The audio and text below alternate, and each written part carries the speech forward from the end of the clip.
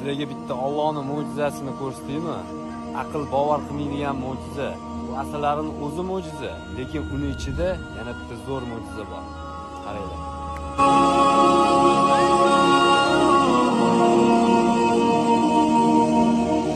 Ya Rab benim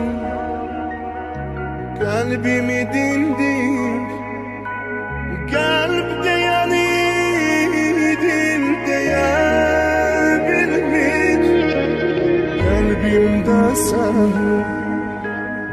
ey güzel Allah, Subhanallah, elhamdülillah.